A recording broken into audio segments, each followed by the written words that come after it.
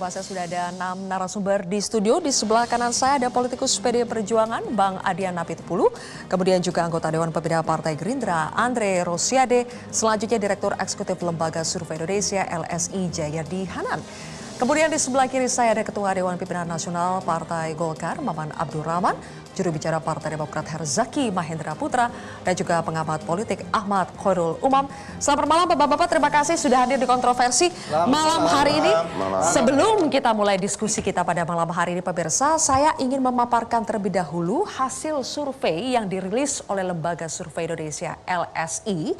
Kita akan lihat ya, ini survei dilaksanakan pada tanggal 31 Maret sampai 4 April 2023 dan baru dirilis pada 9 April tahun ini.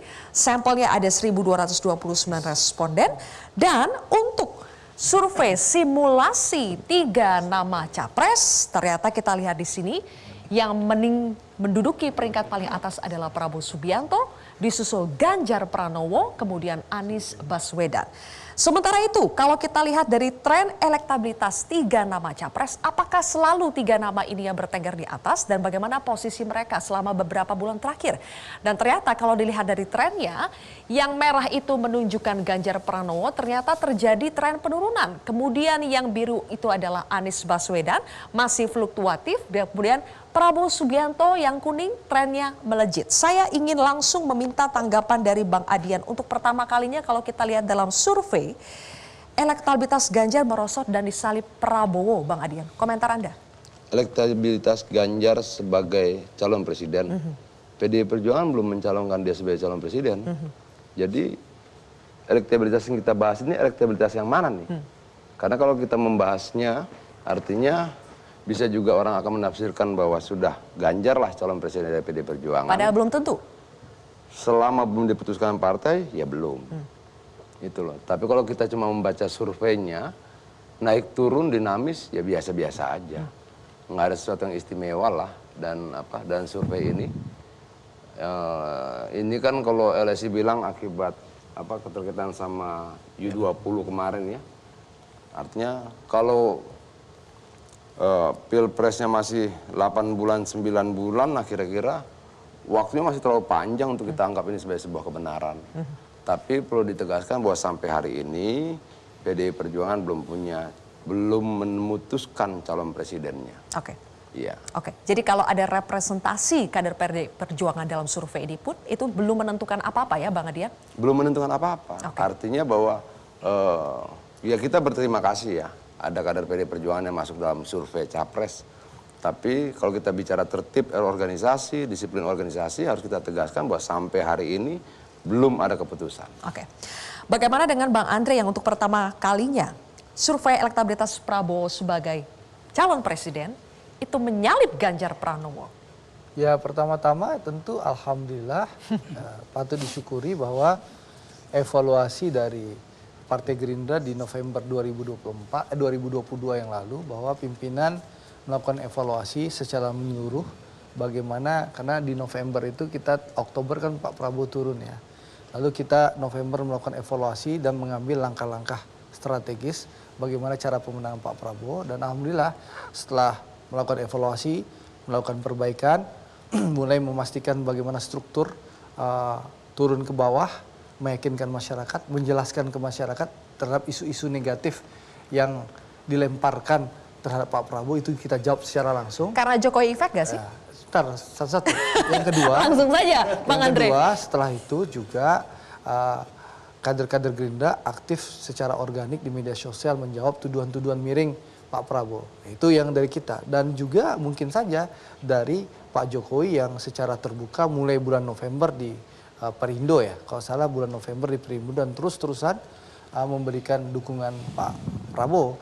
Jadi dengan evaluasi kami terlihat bahwa perpindahan suara dari Pak Prabowo ke kandidat tertentu sudah bisa berhenti dan kita mulai tarik lagi dengan kita menjelaskan, dan terlihat juga mungkin dengan Pak Jokowi aktif menemani Pak Prabowo, terlihat juga bahwa sudah mulai ada swing pemilih Pak Jokowi ke Pak Prabowo, sehingga Bang Andre, hasilnya seperti itu. Berarti Anda mengakui ada endorsement dari Pak Jokowi untuk Pak Prabowo? Menurut saya wajar saja ya, karena selama 3 tahun lebih Pak Prabowo fokus bekerja dan seluruh lembaga survei LSI juga ada di sebelah kita menjelaskan bahwa Pak Prabowo adalah menteri berkinerja terbaik Pak Jokowi, dan beliau betul-betul fokus bekerja di saat kandidat lain berkeliling Indonesia untuk mengejar ambisi sahwat kekuasaan menjadi presiden. Pak Prabowo selama ini fokus bekerja. Jadi wajar kalau Pak Jokowi mengendorse Pak Prabowo, apalagi selama beliau bekerja 3 tahun ini, beliau fokus bekerja dan menteri terbaik,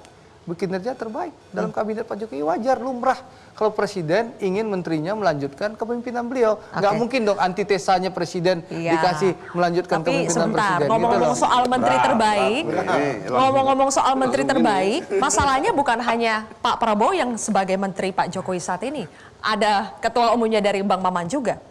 Benarkah karena Pak Erlangga juga karena Prabowo sebagai menteri terbaik kemudian akhirnya mendapatkan endorsement yang lebih besar dibandingkan dengan menteri-menteri lainnya? Ya, pertama sebagai adat budaya Timur, Golkar itu berkepentingan untuk tidak saling merendahkan tapi juga tidak saling mengesampingkan. Pada hari ini kinerja pemerintahan pasti tentulah kinerja kolektif. Namun kalau kita melihat benchmarking dasar kita menilai itu dari pasca COVID ya. Dari kejadian COVID sampai hari ini sebetulnya memang kita udah cukup luar biasa berbahagia. Karena kenapa? Dari kan ketua umum kita ini kan Menko Perekonomian. Menko Perekonomian yang baik, buruk, segala macam kemarin kebijakan ekonomi dari proses COVID, dari awal COVID sampai penyelesaian COVID sampai hari ini. Dengan segala macam, macam-macam kontroversinya waktu kita menangani COVID itu. Namun alhamdulillah sampai hari ini kita plus 5%. Dan bahkan pada saat jatuh kemarin kita nggak jatuh terpuruk kayak negara lain yang di bawah minus 10%. Kita masih... Ini bertahan karena faktor Menko Ekonomi, bukan Menteri Pertahanan. Jadi Anda ingin mengatakan kinerja Pak Erlangga juga baik? Itu pun turun di angka minus 5%. Artinya mampu bertahan. Namun... Dari awal kita udah selalu, Partai Golkar selalu komitmen bahwa kita mengatakan terlepas hari ini kita bisa mengklaim sebetulnya bahwa bertahannya perekonomian kita, bertahannya ekonomi kita itu faktor kontribusi besar Menko Perekonomian bukan Menteri Pertahanan, betul. Tetapi kita harus berani bilang bahwa ini adalah kerja semua pihak, baik itu dari pusat, baik itu dari provinsi, maupun juga baik itu di tingkatan kabupaten. Kalau semua menterinya bekerja dengan baik, Bang Maman, jadi betul nggak sih ada yang lebih difavoritkan Pak Jokowi untuk saat ini? Kalau melihat untuk konteks Pilpres 2024 ya, saya pikir Pak Jokowi akan ngambil posisi objektif dan netral. Karena begini, pada akhirnya kontestasi politik itu Mbak ada 3 hal kalau kita mau menilai.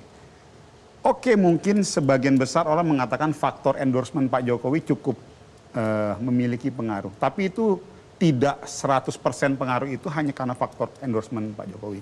Yang pertama faktor popularitas dan elektabilitas si calon juga itu akan dilihat. Seperti hari ini. Nah yang kedua Mbak, faktor dukungan partai.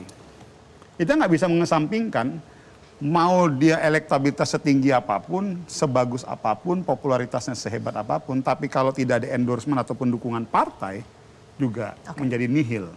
Nah yang ketiga adalah preferensi elit. Suka ataupun tidak suka, kalau elektabilitas itu kan preferensi publik kan. Tapi kalau preferensi elit itu kan nanti akan dilihat juga. Nah inilah yang terbangun silaturahmi dan komunikasi ini. Jadi kalau tadi menilai koalisi besar itu, kita sekarang sedang masuk ke dalam preferensi elit yang nggak bisa dikesampingkan juga. Sebelum kita masuk ke preferensi elit, saya ingin tanya dulu ke Mas Jayadi. Kalau kita ingin tanya benar tidak sih, apa faktor yang paling mempengaruhi meningkatnya suara Pak Prabowo, kemudian merosotnya suara Ganjar? Apa Mas Jayadi kalau dalam survei Anda? Yang pasti di April awal itu, kalau kita analisa lebih rinci, itu perpindahan suara atau distribusi suara yang tadinya pemilih Pak Jokowi di 2019 itu, sekarang makin banyak ke Pak Prabowo dibanding misalnya Januari atau Februari. Di April itu ada 32% pemilih Jokowi di 2019, itu sekarang memilih Prabowo. Di Ganjar itu 39, biasanya 50-an, 55, 56 begitu. Tapi di April itu tinggal 39. Kemudian di Anies masih cenderung stagnan di sekitar 15-18%. Jadi memang terlihat ada perubahan distribusi suara sementara ya. dari yang tadinya lebih banyak ke Ganjar, pemilih Pak Jokowi itu ke Pak Prabowo. Yang disebabkan oleh? Nah tentu saja salah satu faktornya adalah endorsement itu. Jadi sejak November itu Pak Jokowi kan cukup banyak, cukup tegas mengendorse Pak Prabowo. Sebetulnya yang di-endorse juga banyak. Jadi betul kata Bang Maman tadi, endorsement itu harus berpadu dengan faktor lain, yaitu figurnya bagaimana. Misalnya figur itu terkait dengan personalitinya, elektabilitasnya, kemudian popularitasnya dan sebagainya. Nah kebetulan yang paling tinggi popularitas dan elektabilitasnya kan Pak Ganjar sama Pak Prabowo, yang di-endorse Pak Jokowi. Katakanlah dua-duanya sudah populer, dua-duanya mendapatkan endorsement. Tapi kenapa kali ini Ganjar yang merosot dibandingkan dengan Prabowo malah naik? Karena di kalangan pemilih Jokowi itu sekarang terlihat ada alternatif selain Pak Ganjar. Karena sinyal dari Pak Jokowi itu, lalu mereka bilang, oh berarti alternatifnya ada yang lain, yaitu Pak Prabowo. Plus kemudian pada April ini ada peristiwa Piala Dunia. Peristiwa Piala Dunia itu sekitar 70% orang yang mengikuti isu sepak bola itu menyatakan kekecewaannya, 70% itu. Yang tidak menyatakan kekecewaan itu sekitar 27%. Jadi naiknya suara Prabowo ini bukan karena kerja mereka ya, karena keberuntungan saja. Menurut saya 3 hal. Oh, 3 hal. Satu endorsement, 2 soal Piala Dunia, yang ketiga tadi kerjanya itu. Saya pribadi melihat memang sejak sejak Januari itu ada perubahan pola sosialisasi dari Pak Prabowo yang lebih mulai mirip dengan Pak Jokowi gitu. Kenapa Bang Adian? Kenapa mempertanyakan apakah ada faktor keberuntungan dan sebagainya? Ya kalau disampaikan tadi kan jelas bahwa ya kalau faktor kerja cuma 1 dari 3 dari 3 faktor yang lain ternyata lebih besar faktor keberuntungannya. Beruntung di endorse, beruntung ada Piala Dunia gitu loh. Jadi benar yang dibilang Pak Maman tadi, bahwa kalau kita bicara soal kemampuan kinerja menteri, ekonomi kita bisa bertahan tadi ya karena Menko perekonomiannya Erlangga, bukan karena Menteri Pertahanan gitu loh. Memang di awal April diuji, artinya harusnya diuji kemampuannya kemampuan Prabowo ketika kita perang. Nah, mungkin gitu. Kalau belum ada perangnya belum teruji. Mungkin saya tambahkan. Belum teruji Bang Andre. Boleh dijawab tambah. nanti. Kita harus jeda terlebih dahulu, pemirsa. Kontroversi akan kembali sesaat. Dia pajak perang.